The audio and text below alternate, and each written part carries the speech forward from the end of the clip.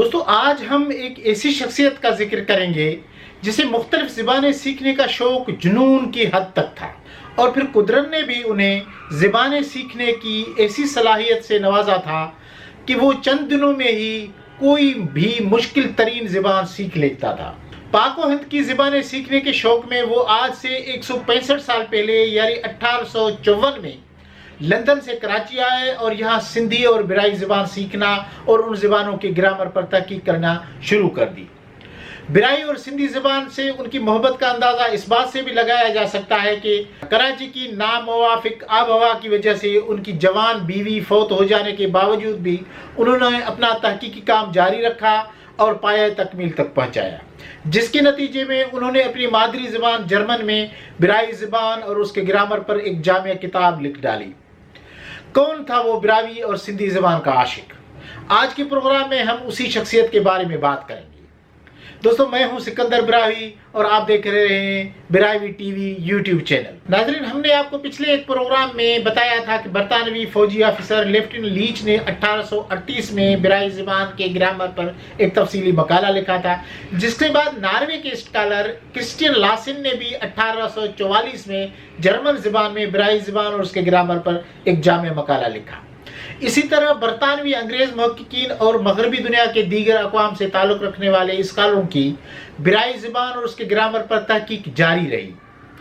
آج ہم ایک ایسے ہی عظیم محقق، زبانوں کے ماہر اور برائی زبان کے عاشق کا ذکر کریں گے جو آج سے تقریباً 165 سال پہلے یعنی 1854 میں ہندوستانی زبانیں سیکھنے اور ان پر تحقیق کرنے لندن سے کراچی آئے اور یہاں برائی زبان پر تحقیق کر کے اپنی مادری زبان جرمنی میں برائی زبان اور اس کے گرامر پر ایک تفصیلی کتاب لکھ ڈالی۔ جی ہاں، وہ عظیم جرمن اسکالر تھے ڈاکٹر ارنسٹ ٹرمپ۔ جرمنی کے ورٹنبرگ علاقے میں 13 مارچ 1828 میں پیدا ہونے والے ارنسٹ ٹرمپ کو بچپن ہی سے مختلف زبانیں سیکھنے کا شوق تھا۔ اسے زبانیں سیکھنے کا جنون اسی حد تک تھا کہ جب وہ 4 سال کی عمر کے تھے تو ان کی علاقے میں کچھ خانہ بدوش عارضی طور پر آباد ہوئے۔ ننھے ٹرمپ نے ان خانہ بدوشوں کی زبان میں دلچسپی لی اور کافی حد تک خانہ بدوشوں کی زبان سیکھ بھی لی۔ ارنسٹ ٹرمپ نے اپنی ابتدائی تعلیم جرمنی میں حاصل کی، لیکن جرمنی میں کشیدہ سیاسی حالات کے پیش نظر وہ جوانی میں ہی جرمنی سے ہجرت کر کے لندن میں رہائش پذیر ہو گئے۔ لندن میں شروع میں ارنسٹ ٹرمپ ایک نجی اسکول میں رومن اور لیٹن زبان پڑھانے لگے، لیکن بعد میں انہیں ایسٹ انڈیا کمپنی کے ہیڈ آفس میں اسسٹنٹ لائبریرین کی جاب مل گئی۔ اس جاب نے سامعین ارنسٹ ٹرمپ کا علم اور کتابوں کے ساتھ زندگی گزارنے والا سہانا خواب پورا کر دیا۔ وہ دنیا کی مختلف زبانوں کے بارے میں کتابوں سے علم حاصل کرنے میں مصروف ہو گئے۔ سامعین، لندن میں ارنسٹ ٹرمپ اپنے مذہبی خیالات اور نظریات کے بدولت جلد ہی چرچ مشن سوسائٹی کے رکن بن گئے۔ کچھ عرصے کے بعد چرچ مشن سوسائٹی نے انہیں متحدہ ہندوستان جا کر وہاں کی زبانیں سیکھنے اور ان زبانوں کے گرامر اور لغات پر تحقیق کرنے کی ذمہ داری سونپی، جو کہ ٹرمپ نے خوشی سے قبول کر دی۔ ہندوستانی زبانوں پر تحقیق کرنے کا بنیادی مقصد چرچ مشن کے ان انگریز مذہبی علماء کے لیے آسانیاں پیدا کرنا تھا جن کو عیسائیت کے تبلیغ کے لیے ہندوستان کے کونے کونے میں پھیل جانا تھا۔ ارنسٹ ٹرمپ پہلی مرتبہ 1854 میں لندن سے بمبئی اور کراچی پہنچے۔ کراچی پہنچتے ہی انہوں نے سندھی اور فارسی زبان سیکھنی شروع کر دی۔ اس کے ساتھ ساتھ انہوں نے ریاست کلات کے حکمرانوں کی مادری زبان براوی بھی سیکھنا شروع کر دی۔ انگریز فوجی افسر اور محقق ڈاکٹر تھیوڈور ڈوکا اپنے ایک مقالے میں لکھتے ہیں کہ براوی زبان سیکھنے اور اس زبان پر تحقیق کرنے میں ارنسٹ ٹرمپ کی سر ولیم میری ویدر نے بھی مدد کی، جو کہ سندھ کے کمشنر رہ چکے ہیں۔ سامعین، ارنسٹ ٹرمپ سندھی اور برائی زبانوں پر تحقیق میں مصروف تھے کہ کراچی کی آب و ہوا ان کے لیے ناموافق ہونے کی وجہ سے وہ بیمار پڑ گئے۔ چرچ بورڈ نے انہیں علاج کے لیے فلسطین بھیج دیا، لیکن یہ بے چین روح فلسطین میں بھی صرف اپنے علاج و معالجے تک محدود نہ رہے، انہوں نے وہاں عربی زبان سیکھنی شروع کر دی۔ فلسطین میں ٹرمپ کی ملاقات سوئٹزرلینڈ کی ایک لڑکی پالین لیڈر سے ہوئی۔ جلدی ہی دونوں ایک دوسرے کو دل دے بیٹھے اور 1856 میں شادی کر لی۔ شادی کے بعد اسی سال ہی ارنسٹ ٹرمپ اپنی بیوی کے ساتھ واپس کراچی تشریف لائے اور دوبارہ سندھی اور برائی زبان پر تحقیق میں مگن ہو گئے۔ اس دفعہ بدقسمتی سے کراچی کا موسم ٹرمپ کی بیوی کے لیے ناموافق ثابت ہوا اور وہ بیمار پڑ گئی۔ یہ 1857 کی جنگ آزادی کا زمانہ تھا، حالات بہت کشیدہ تھے۔ ہندوستان میں قابض انگریزوں کی زندگیوں کو خطرہ لاحق ہو گیا تھا۔ ٹرمپ کی بیوی نے 21 ستمبر 1857 میں بیٹے کو جنم دینے کے چند دنوں بعد بیماری اور جنگ آزادی کے خوف والے ماحول کی وجہ سے انتقال کر گئی۔ سامعین، ابھی نوزائیدہ بچے کو سنبھالنا اور اسی حالت میں تحقیقی کام کرنا ارنسٹ ٹرمپ کے لیے مشکل ہو گیا تھا۔ اس لیے وہ اپنا بچہ لے کر واپس یورپ چلے گئے اور وہاں 1858 میں دوسری شادی کر لی۔ شادی کے بعد ہندوستانی زبانوں کی اس عاشق کو پھر یورپ میں آرام نہیں آیا اور اپنی بیوی کے ساتھ 15 نومبر 1858 کو دوبارہ کراچی میں تشریف لائے۔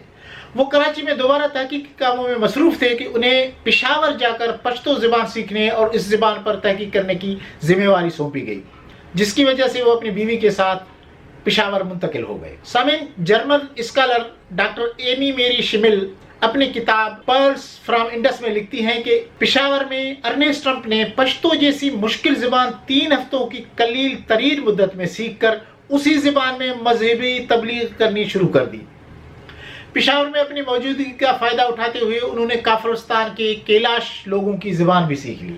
بدقسمتی سے ارنسٹ ٹرمپ پشاور میں بھی بیمار پڑ گئے اور ایک دفعہ پھر انہیں یورپ جانا پڑا۔ اب کہ ٹرمپ نے یورپ میں 10 سال گزارے، انہوں نے اپنی فیملی کو وقت دیا۔ اسے 4 بچے ہوئے، جن میں سے ایک بیٹی بچپن میں ہی فوت ہو گئی، جبکہ 2 بیٹے اور ایک بیٹی نے اچھی تعلیم حاصل کی۔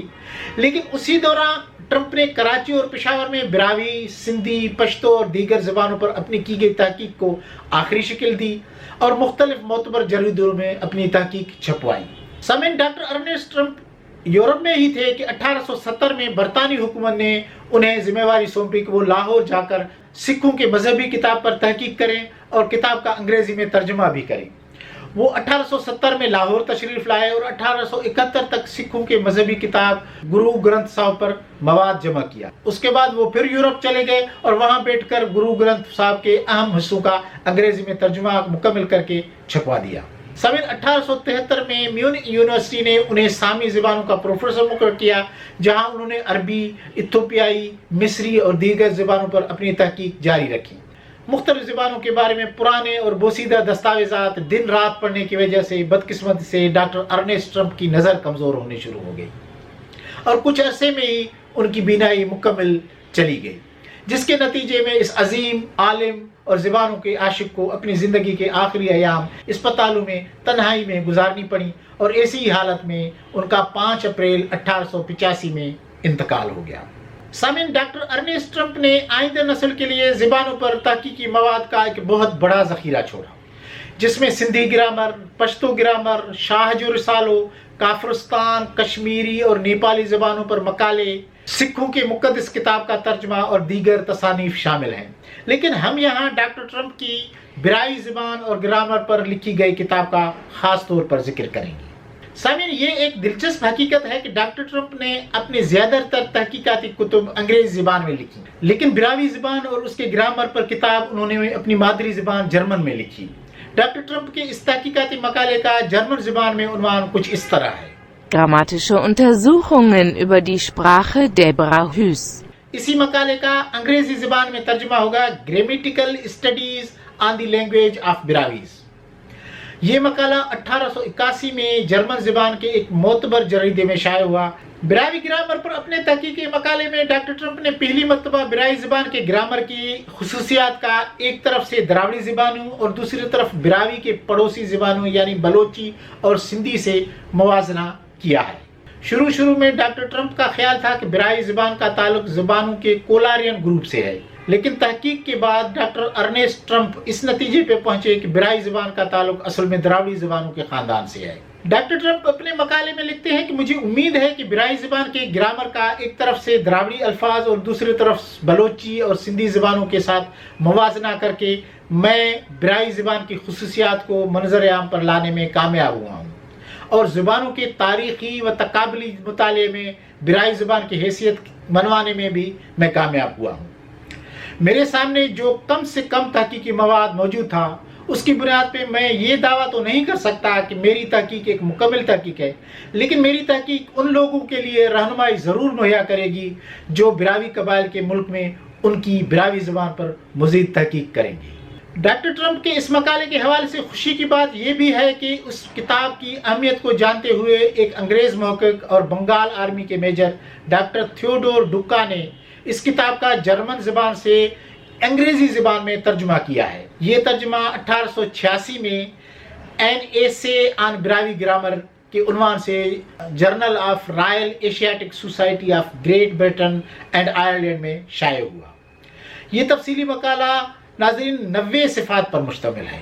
لسانیات کے ماہرین کا خیال ہے کہ ڈاکٹر ارنسٹرم کا براوی گرامر لیفٹن لیچ اور پروفیسر کرسٹن لاسن کے لکھے گئے براوی گرامروں سے زیادہ تفصیلی اور جامع ہے۔ اس کتاب میں براوی زبان اور قبائل کے تعارف کے بعد براوی گرامر کے 33 موضوعات پر تفصیلی بحث کی گئی ہے۔ کتاب کے آخر میں فارسی کی مشہور کتاب گلستان کی چند کہانیاں بھی براوی زبان میں ترجمہ کر کے شامل کی گئی ہیں۔ سامعین، وقت کی اہم ضرورت ہے کہ براوی زبان پر کام کرنے والے ادارے ڈاکٹر ارنسٹرم کے جرمن زبان میں لکھی گئی براوی گرامر کا براوی زبان میں ترجمہ کر کے چھپوائیں۔ دوستو، اگر آپ کو اس طرح کے پروگرام پسند آتے ہیں تو آپ کو گزارش ہے کہ براوی ٹی وی کے یوٹیوب چینل کو سبسکرائب کریں اور گھنٹی کے نشان پر بھی کلک کریں تاکہ براوی ٹی وی پر آنے والے ہر نئے پروگرام کا نوٹیفیکیشن آپ کو ملتا رہے۔ ملیں گے کسی نئے پروگرام میں، دعاؤں میں یاد رکھیں۔ اللہ حافظ۔